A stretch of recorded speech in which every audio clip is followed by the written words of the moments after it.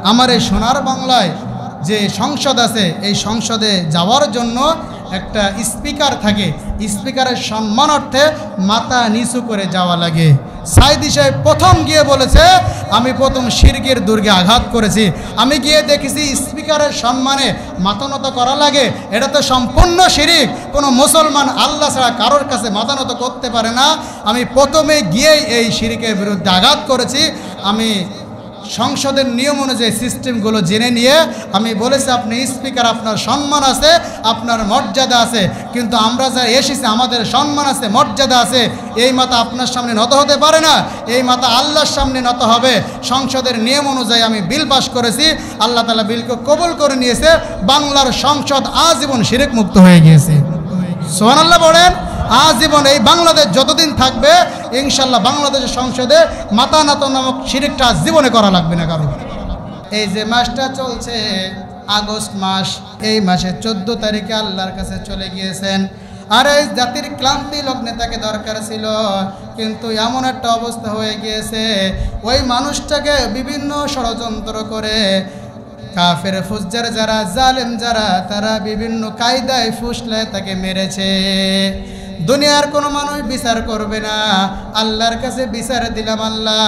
কোরআনের পাখি যিনি 50টা বছর যিনি কোরআনে তাফসীর করেছেন, এই মানুষটাকে যারা নির্দোষভাবে হত্যা করেছে আল্লাহ তোমার কাছে বিচার দিয়ে দিলাম। কোরআনের পাখি চলে গিয়েছেন, উনি সৎ কাজের আদেশ করার ব্যাপারে কিন্তু উনি ওয়াজ করলে সৎ কাজ কায়েম হবে না, এই জন্য তিনি একটা ইসলামী দল বাছাই করে নিয়েছেন। সাইদি সাহেব একটা দল বাছাই করে নিয়েছেন। কেন নিয়েছেন এটা আপনাদের সবার জানা আছে। উনি কোন দল করতেন? উনি চলে গিয়েছেন কারণ উনি জানতেন যে কোনো ইসলামী দল রাষ্ট্রে গেলে ইসলাম চালাতে পারবে না, রাষ্ট্র চালাতে পারবে না। যে দলটা রাষ্ট্রে নিয়ে গেলে দেশ চালাতে পারবে সেই দলে তিনি যোগ দিয়েছেন। তিনি আজকে আমাদের মাঝে নাই। আল্লামা সাইদি তুমি মরনি, শহীদ হয়েছ তুমি এটাই জানি, শহীদ হয়েছ তুমি এটাই জানি। ঠিক না বে ঠিক? আর আমার চোখ দিয়ে পানি এসেছে যেদিন উনি মারা গিয়েছে ফজরের সময়। আমি মোনাজাত করতে পারি নাই, আমার চোখ দিয়ে ভাড়ের মতো পানি পড়েছে। আমি গিয়েছিলাম পিরোজপুরের জমিনে তার জানাজায় অংশগ্রহণ করার জন্য। আরে মানুষ তারা কী ভালোবাসে আপনি মুসলিম বাদ দেন, তার বিরুদ্ধে যিনি আদালতে সাক্ষ্য দিয়েছিল ওই ব্যক্তি তার জানাজায় এসেছিল, হিন্দুরা তার জন্য কেন্দ্রেছে। আমি দেখেছি তার জানাজায় লক্ষ লক্ষ মানুষ উপস্থিত হয়েছে। এই মানুষটা যদি শহীদ না হতো, এই মানুষটা আল্লাহর প্রিয় মানুষ না হলে এই মানুষটা জানা যায় এত মানুষ হতে পারে না। জোরে বলেন ঠিক না ভাই ঠিক?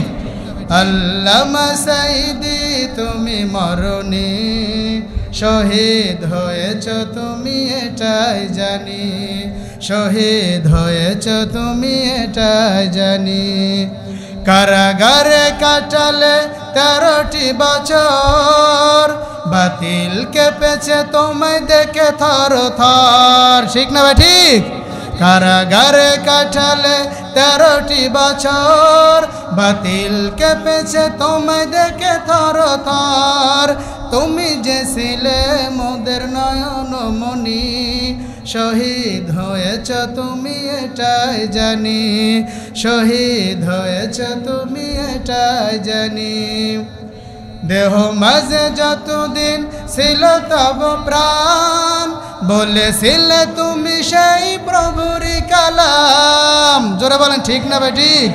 আজীবন মৃত্যুর আগ পর্যন্ত জেলখানায় বসে তিনি লিখার মাধ্যমে দিন প্রচার করে গিয়েছে। প্রিয় ভাইরা আমার, জেলখানায় বসে তিনি একটা বই লিখেছে, নিন্দিত জাতি নন্দিত গন্তব্য, একটা বই লিখেছে। এটাই প্রমাণ করে তিনি আজীবন ইসলামের জন্য কাজ করেছে। দেহ মাঝে যতদিন ছিল তব প্রাণ, বলেছিলে তুমি সেই প্রভুরই কালাম। তাই তো তোমায় ভাবি প্রতিদিনই, শহীদ হয়েছ তুমি এটাই জানি, শহীদ হয়েছ তুমি এটাই জানি। দেখা তো হবে না আর এই জীবনে, দেখা হবে জান্নাত ফুল বাগানে, দেখা তো হবে না আর এই জীবনে, দেখা হবে জান্নাত ফুল বাগানে।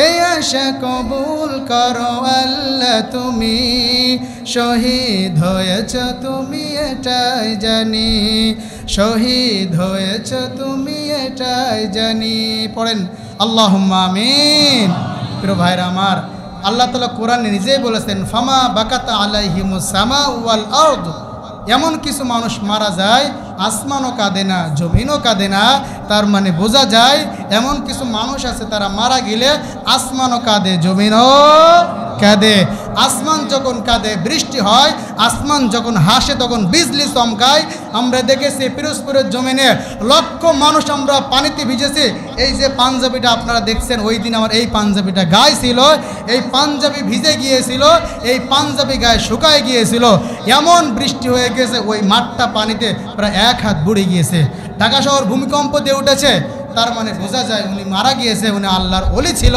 জীবন্ত ওলি ছিল সাইদি সাহেব এমন একজন ব্যক্তি যিনি বাতিলের সামনে হক কথা বলতে তার বিন্দু পরিমাণে বুক কাঁপে না প্রিয় ভাইরা আমার এদেশে অনেক হুজুর দেখেছি যারা মানে বাতিলের সামনে গিয়ে হক কথা তুলে ধরা সেই সাহস তাদের কলিজায় হয় না